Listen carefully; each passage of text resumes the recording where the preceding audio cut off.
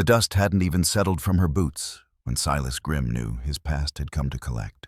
7 years ago, he'd sold a 12-year-old girl for $50 and a bottle of whiskey.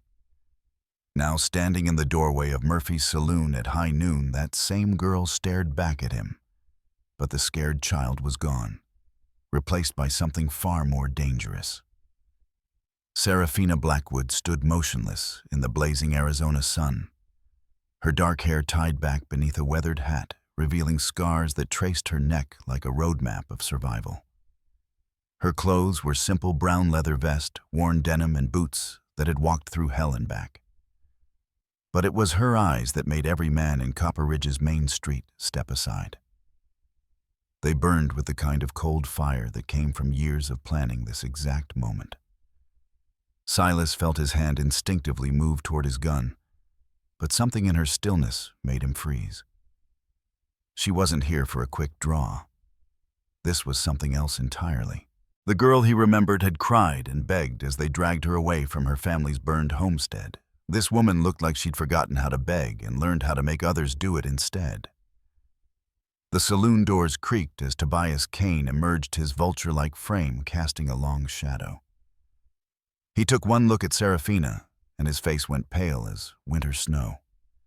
Recognition hit him like a punch to the gut, followed immediately by something Serafina had dreamed of seeing for 7 long years. Fear.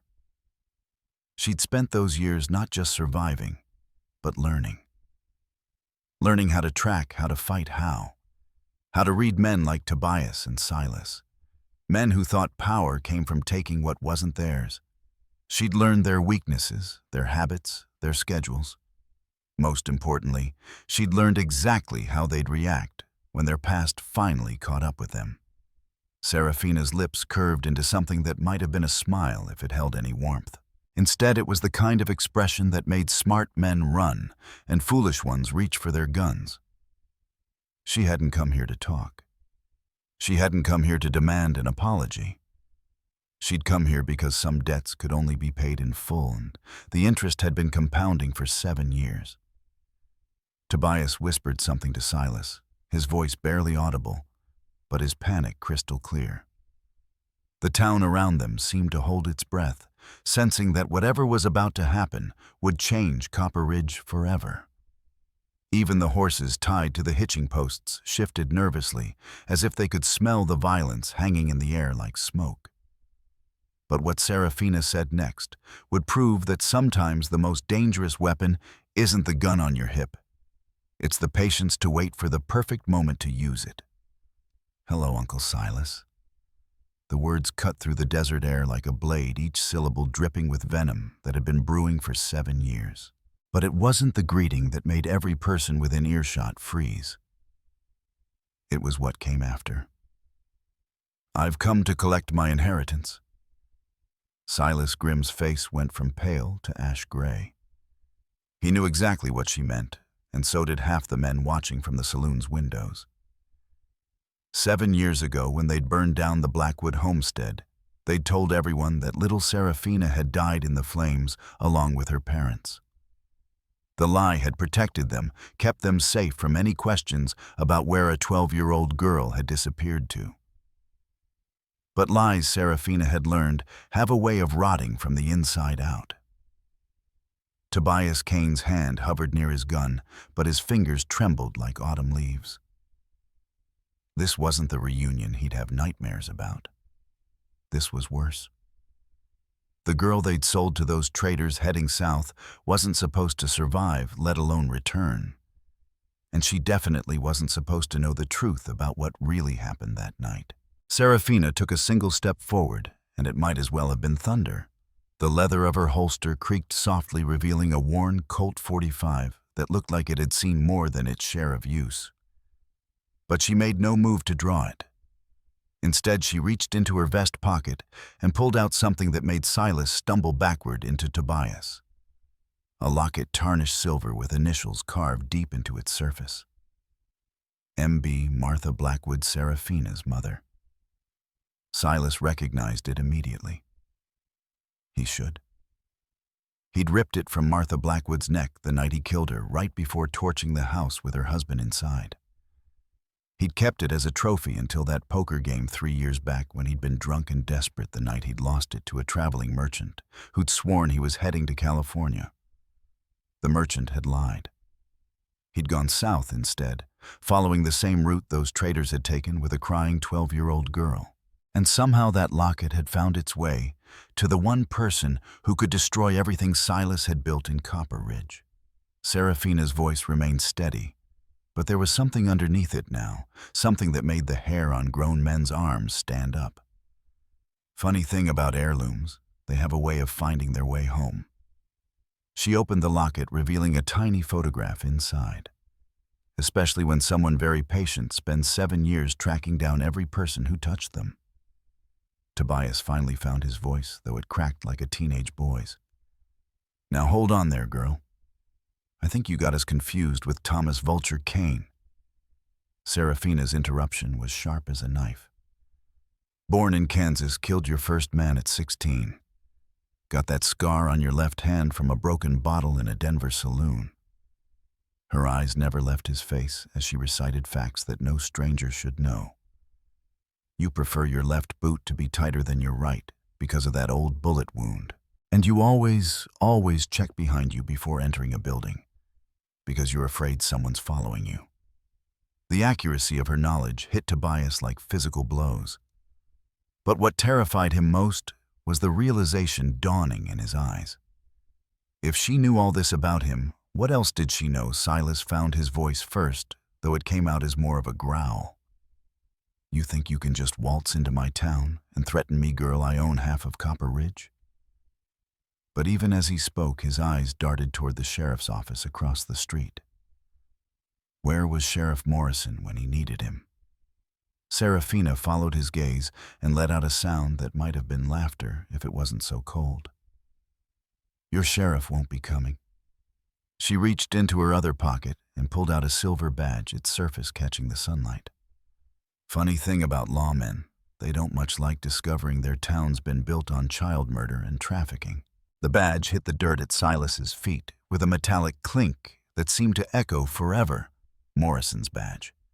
The same sheriff who'd been in Silas's pocket for 3 years, taking bribes to look the other way on his less-than-legal enterprises. But if Serafina had gotten to Morrison first, if she'd shown him evidence, Tobias's composure finally cracked completely. "What do you want?" The words burst out of him like water from a broken dam. "Money. We got money, gold, silver, whatever you." "What I want?" Serafina interrupted, her voice dropping to barely above a whisper, "is for you to remember what you told me that night." She took another step closer and both men could see the scars on her wrists, now rope burns that had never fully healed. "You said I was worth $50. You said I'd probably be dead within a year anyway." The memory hit Silas like a physical blow.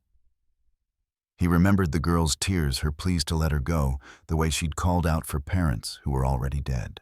He remembered laughing with Tobias about how easy the whole thing had been. But standing here now, looking at what that terrified child had become. The laughter felt like ashes in his mouth. Serafina continued each word, measured and deliberate. "The traders you sold me to, they're dead, all of them. Took me 4 years to track them down, but I found every last one." Her hand finally moved to rest on her gun, not threatening, just present. Turns out $50 doesn't buy you much loyalty when someone's offering $100 for information. A crowd was gathering now, people emerging from shops and saloons, drawn by the tension crackling in the air like lightning before a storm. But nobody came close. There was something about the 3 figures in the street that warned everyone to keep their distance. Tobias tried to run. It was instinct, pure and simple. The same instinct that had kept him alive through 20 years of gunfights and bar brawls. But as he spun toward his horse, he found himself staring down the barrel of a Winchester rifle. The rifle belonged to a man none of them recognized. But his clothes and bearing marked him as someone not to be trifled with. "Lady asked you gentlemen to stay," he said conversationally. "Might want to listen." But who was this stranger, and how long had Serafina been planning this confrontation? The stranger with the Winchester stepped into the sunlight, and Silas felt his last hope crumble. Deputy Marshal Clayton Pierce. The badge on his chest caught the light like a warning, and suddenly Silas understood just how thoroughly he'd been outplayed. Serafina hadn't come for revenge. She'd come for justice, legal justice. Marshal Pierce has been investigating child trafficking rings across 3 territories. Serafina announced, her voice carrying to every person now watching from doorways and windows. Amazing what happens when you give federal marshals actual evidence instead of just rumors. Pierce nodded grimly, his rifle never wavering from Tobias. Been tracking reports of missing children for 2 years. Your name kept coming up, Grim, yours too, Kane. But witnesses have a way of disappearing in places like Copper Ridge. His eyes met Serafina's briefly. Until now, Silas's mind raced, calculating odds, looking for escape routes, searching for any way out of the trap that had been 7 years in the making. But everywhere he looked, he saw the faces of townspeople who'd started putting pieces together. The whispered conversations would start tonight. By morning, everyone in Copper Ridge would know what he really was. You can't prove nothing, Tobias snarled, but his voice lacked conviction. It's her word against ours, and she's just a... What?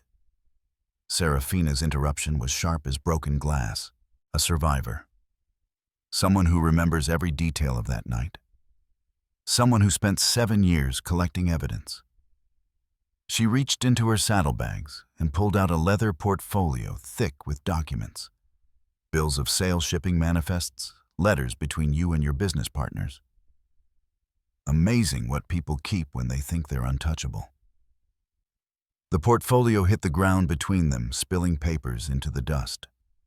Even from a distance, Silas could see his own handwriting on some of them. Letters arranging transactions, schedules for deliveries, evidence of a business that had made him rich and left children scattered across the territories like broken dolls. Marshal Pierce glanced at the documents, then back at the 2 men. Silas Grimm, Thomas Kane, you're under arrest for human trafficking, murder, and conspiracy. You have the right to. Silas went for his gun. It was desperation, pure and simple. 7 years of nightmares. 7 years of looking over his shoulder. 7 years of wondering when his past would catch up. It all exploded in one moment of panic. His hand closed around the grip of his Colt, and for just an instant, he thought he might actually make it. But Serafina had been waiting for this moment longer than he'd been dreading it. Her draw was smooth as silk, faster than anything Silas had ever seen. The shot echoed across Copper Ridge like thunder, and Silas's gun went spinning from his hand, taking 2 of his fingers with it. He dropped to his knees, clutching his ruined hand and screaming. If you were standing in that crowd watching a 19-year-old woman face down 2 killers who destroyed her childhood, what would you do? Would you step forward to help her, risking your own life? Or would you stay safe in the shadows, letting justice take its course? Tell me in the comments. I need to know which side you'd choose, because what happened next would test every person in Copper Ridge.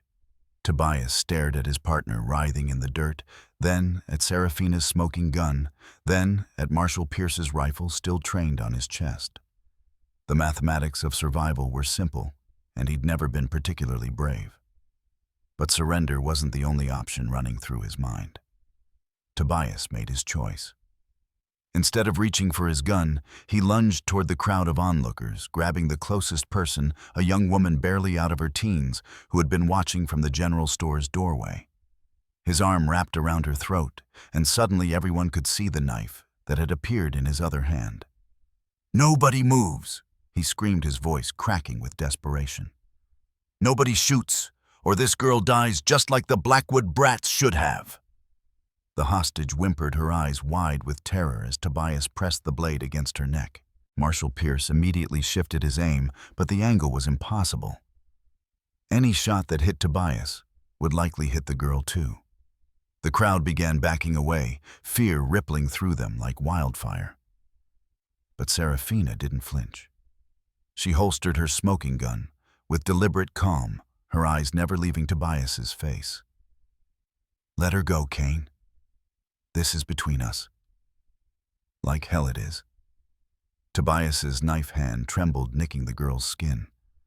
A thin line of blood appeared and she sobbed quietly. "You want to play judge and jury? Fine, but I ain't going to prison. I ain't going to hang."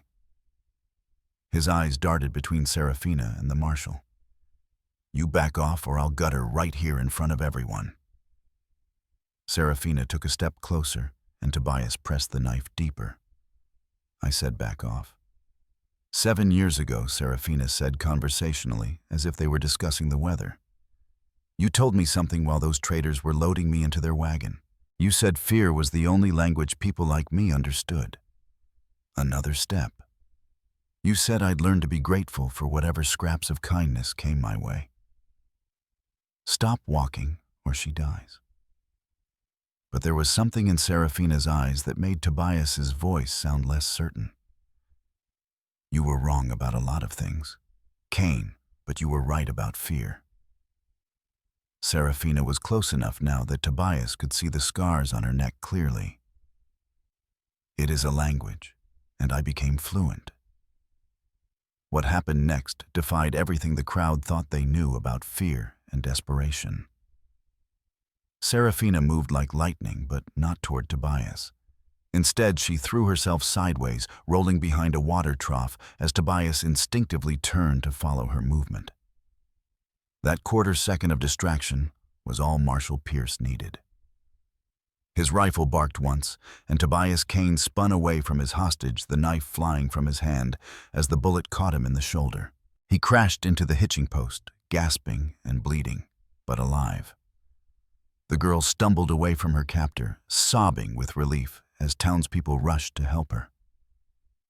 But all eyes quickly returned to the street where Silas Grimm was still on his knees, cradling his ruined hand, and Tobias Kane lay groaning against the wooden post.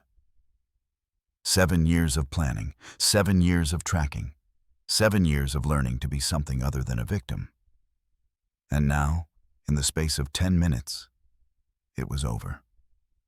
But as Serafina walked toward the 2 men who destroyed her childhood, her expression suggested that over was a relative term. If you're enjoying this story of justice and survival, hit that subscribe button, because this is just the beginning of what Serafina Blackwood has planned for the men who thought they could erase her. Marshal Pierce moved quickly to secure both prisoners, his professional efficiency cutting through the chaos.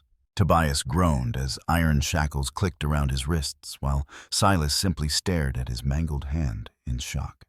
The reality of capture seemed to have broken something fundamental in both men. But Serafina wasn't done. She knelt beside Silas close enough that only he could hear her words. "Do you remember what my mother said to you that night right before you killed her?" Silas's eyes widened. Martha Blackwood's final words. He'd tried to forget them for 7 years, but they'd haunted his dreams like a curse.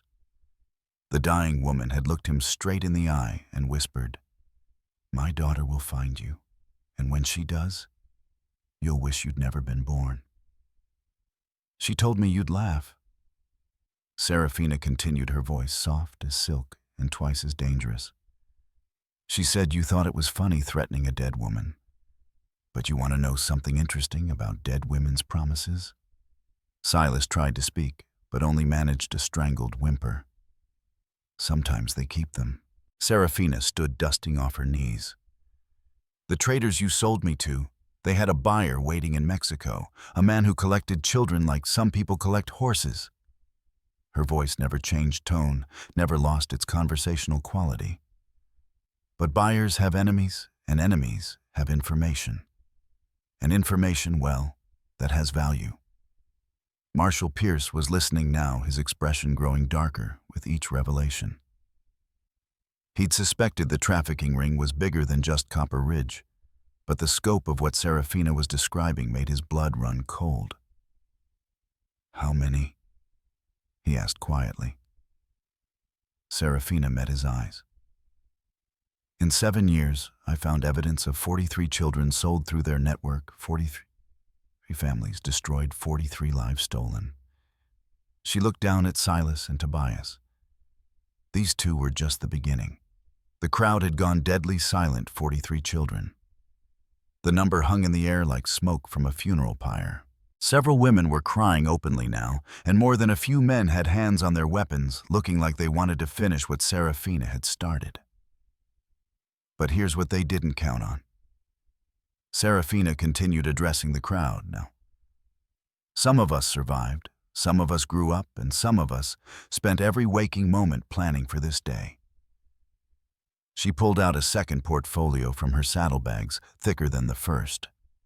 Names, locations, shipping routes, contacts, everything needed to shut down their entire operation. Marshal Pierce accepted the documents with something approaching reverence. This wasn't just evidence, this was 7 years of methodical, careful investigation by someone who'd lived through hell and climbed back out carrying proof. Tobias finally found his voice weak and desperate. You don't understand, there are bigger players than us, people with real power. They'll come for you when they find out what you've done. Serafina's smile was sharp as a blade. Let them come. She gestured to the crowd surrounding them. 7 years ago, I was a 12-year-old girl with no one to help her. Today, I'm a woman with federal marshals, documented evidence, and 42 families who want justice for their stolen children. She turned to face the crowd directly, and I'm not done yet. The words sent a chill through everyone present because they carried the promise of more revelations to come. If Silas and Tobias were just the beginning, if there really were bigger players in this horrific game, then what Serafina had planned next would shake more than just Copper Ridge. But as the dust settled and the prisoners were prepared for transport, one question remained unanswered. A question that would determine whether justice was truly served or whether the real monsters were still lurking in the shadows. As Marshal Pierce secured the prisoners in the back of his wagon, a new sound cut through the afternoon air. The thunder of approaching hoofbeats, a lot of them.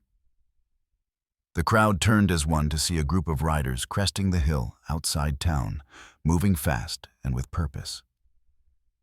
Serafina's hand moved instinctively to her gun, but her expression remained calm. She'd been expecting this. The riders numbered 8, all well-armed and wearing the kind of clothes that spoke of money and influence. At their head rode a man in an expensive black suit, his silver hair gleaming in the sun. Even from a distance, there was something about him that radiated authority and danger in equal measure. Judge Aldrich Crane, Marshal Pierce muttered, recognizing the lead rider. What's he doing here? Serafina's smile was cold as winter steel. He's here because Silas sent him a telegram this morning, warning him that someone was asking questions about old business transactions. The realization hit Pierce like a physical blow. Judge Crane, respected, powerful, untouchable Judge Crane, was part of this network. The man who'd sentenced dozens of criminals to hang was himself orchestrating crimes that made common murder look tame by comparison. Crane reined in his horse just outside the crowd, his pale eyes taking in the scene with the calculating gaze of a predator. When his gaze fell on Serafina, something shifted in his expression. Recognition mixed with something that might have been respect. Miss Blackwood, he said, his voice carrying the cultured tones of education and breeding.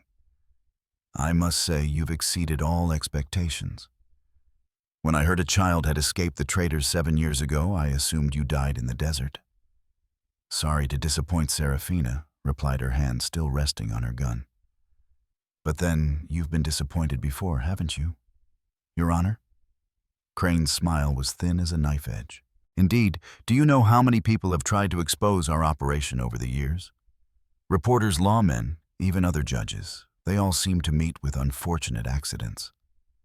The threat was clear, but Serafina's expression never changed.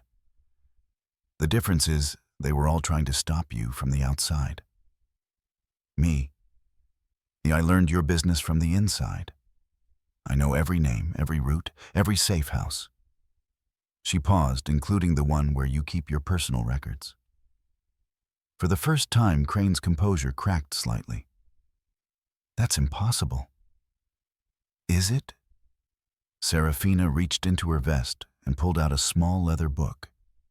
Even from a distance, Crane could see his own handwriting on the cover.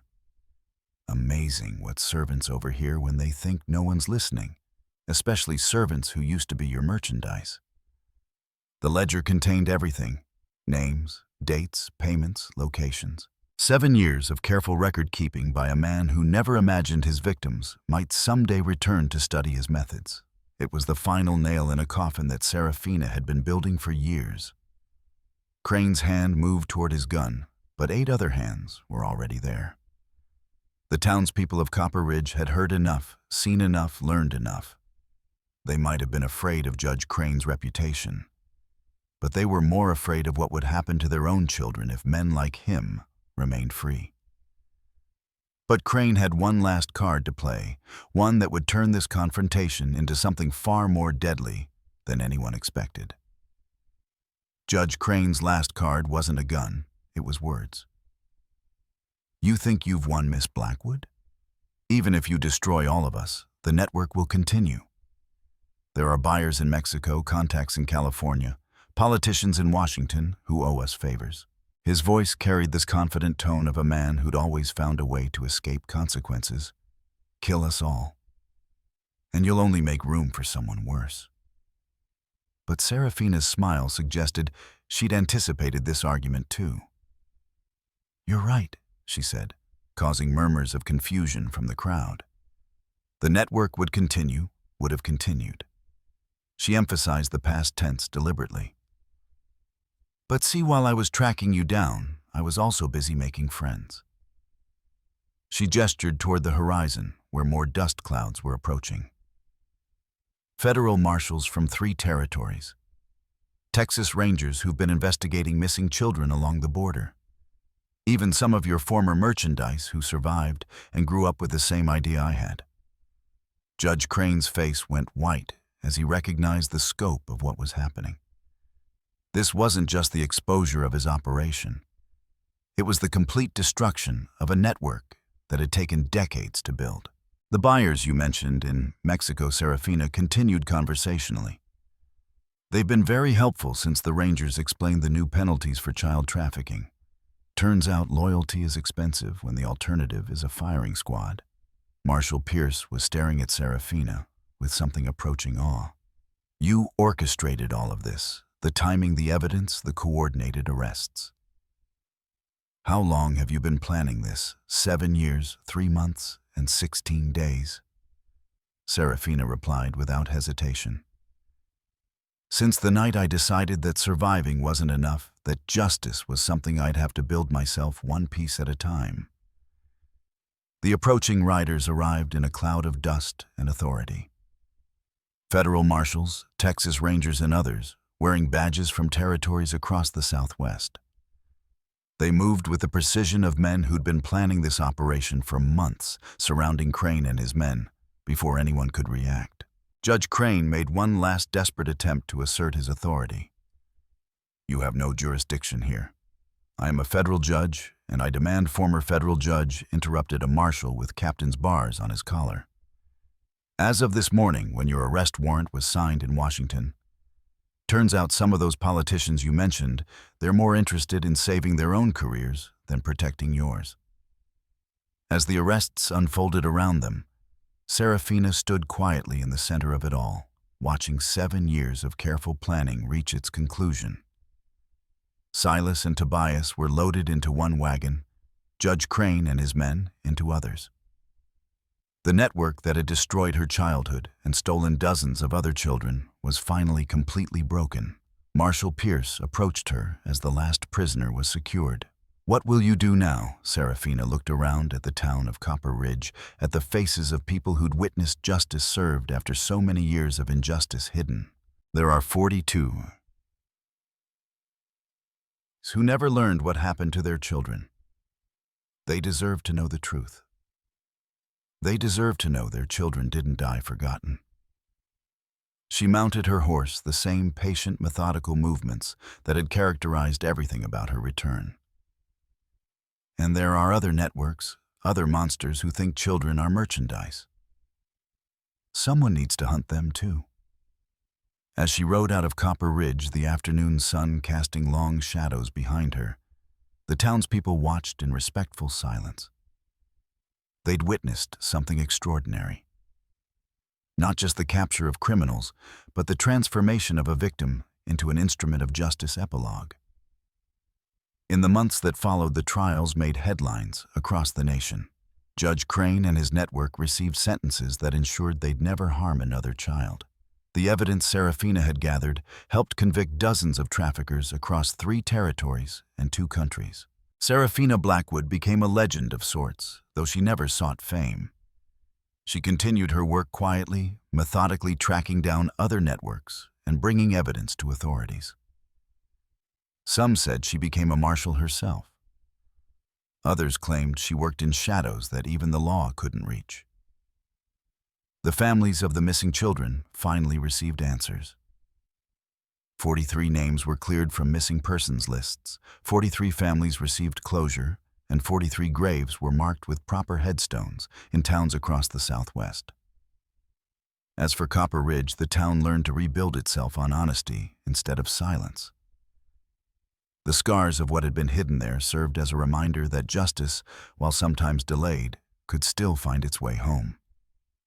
And somewhere in the vast expanse of the American West, when children went missing and local law proved inadequate, stories began to spread of a woman who never forgot, never forgave, and never stopped hunting those who preyed on the innocent.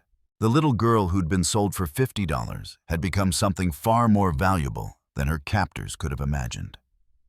She'd become justice itself. Now click on the video on the screen to hear a story even better than this one. With a twist so powerful, it'll stay with you long after the dust settles.